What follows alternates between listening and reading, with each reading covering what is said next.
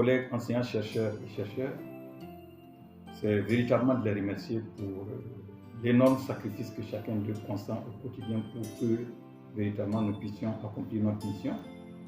Et sincèrement, je leur suis très reconnaissant pour leur engagement. Et en même temps, je les invite à donner davantage d'humain parce que les défis qui se présentent à nous sont encore plus importants. Et au personnel Atos, sans lesquels véritablement tout ce que nous faisons, nous pouvons réellement atteindre donc les résultats escomptés. Je leur dis merci également pour leur importante contribution, leur engagement. Et je sais qu'il y a beaucoup de défis à leur niveau, beaucoup de difficultés.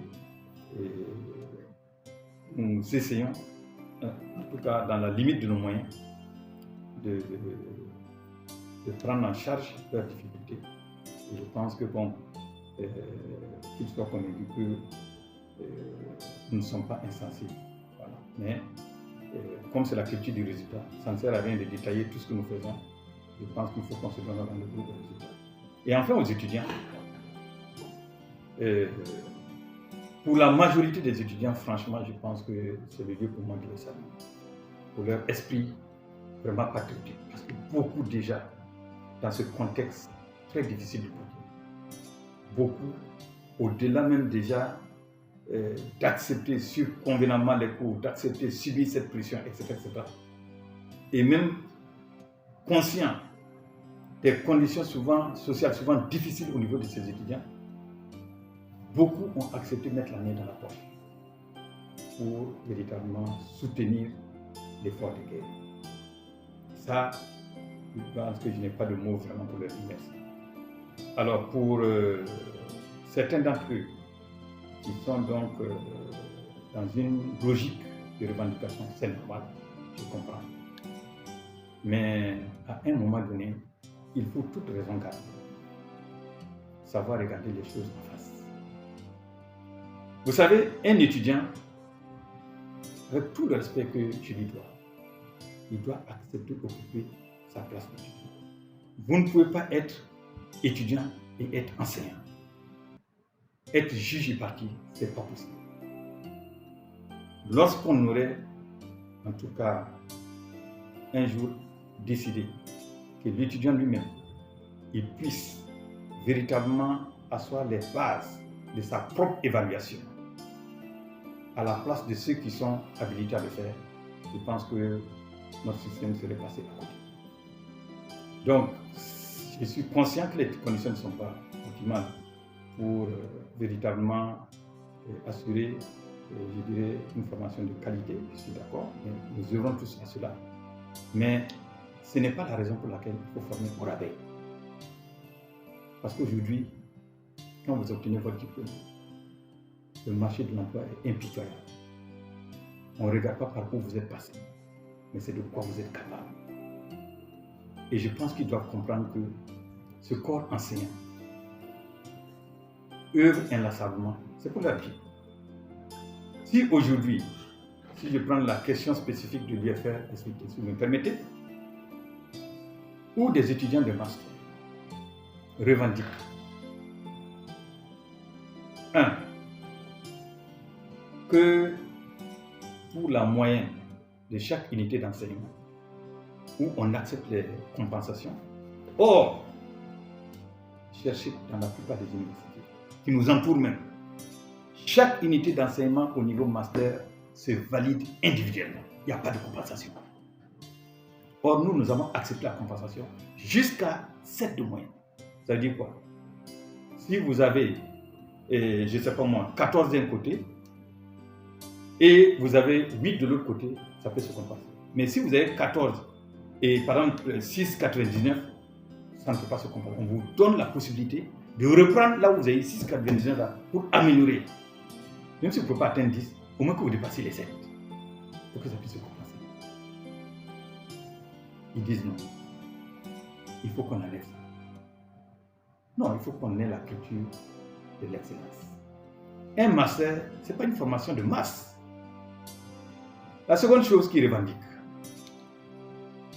c'est d'accepter. Vous savez que ce qu'on appelle le M2, est constitué de 2 semestres. Le M1 aussi est constitué de 2 semestres. Donc, ça veut dire que du M1 au M2, il y a 3 semestres, dont les 2 du M1 et le premier semestre du M2 qui sont donc dans la phase théorique. C'est le dernier semestre du M2 qui consacre la soutenance. Ces étudiants exigent que les 3 S théoriques, qu'on accepte qu'ils ne valident pas ça entièrement, mais qu'ils aillent soutenir. Est-ce que vous comprenez ça? Comment pouvez-vous laisser quelqu'un qui n'a pas validé la phase théorique venir soutenir? Non, on est dans quel monde? Moi, ce n'est qu'au Burkina que j'ai entendu ça. La première fois que j'ai entendu ça, je ne pouvais pas croire. Donc, vous voyez, ce bras de fer qui s'est engagé. Supposons même qu'ils aient raison. Supposons même qu'on revienne à ça. Mais ce qu'ils oublient, le master, c'est une formation privilégiée de proximité. Ça veut dire quoi? Après votre phase théorique, là, vous devez préparer un mémoire. Les mémoires, c'est sur un thème. Et le thème, vous devez le travailler sous la supervision d'un enseignant. Et c'est ces mêmes enseignants-là dont vous remettez en cause aujourd'hui leur objectivité dans les critères qu'ils mettent en place pour vous évaluer. Si vous réussissez à la phase théorique et personne d'entre eux n'est prêt aujourd'hui à vous encadrer pour la phase pratique, afin que vous puissiez tout dire, qu'allez-vous dire?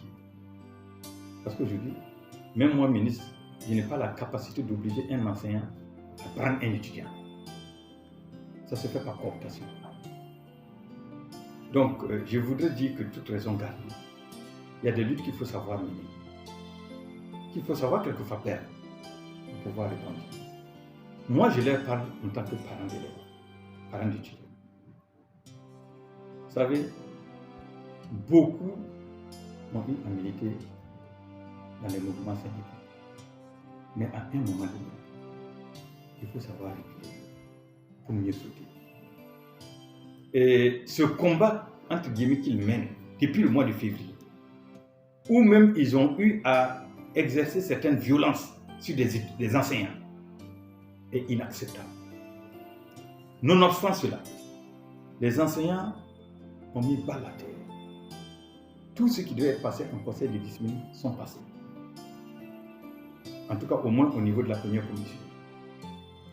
Ils en sont tous ressortis avec pratiquement des avertissements et des blancs. Qu'est-ce que vous voulez encore? Pour vous renvoyer maintenant?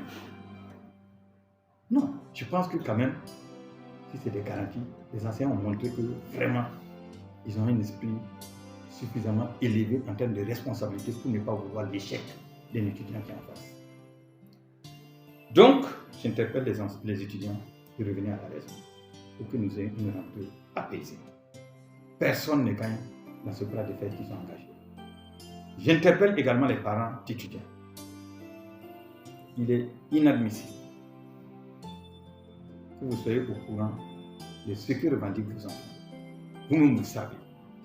Même si vous ne saviez pas qu'au plan académique, c'est inacceptable, maintenant vous le savez. Et je pense que c'est à eux aussi d'agir sur ces enfants pour qu'ils reviennent à la raison. Il y a eu tellement de médiation. Il y a même des autorités religieuses qui se sont invitées dans cette médiation pour que ces enfants soient prêts. Je pense qu'on ne peut pas indéfiniment continuer dans cette lancée. Donc, je souhaite vraiment une bonne rentrée universitaire à tous les acteurs, une année universitaire apaisée, productive, et que véritablement nous ayons la chance de parfaire cette réforme que nous avons entreprise.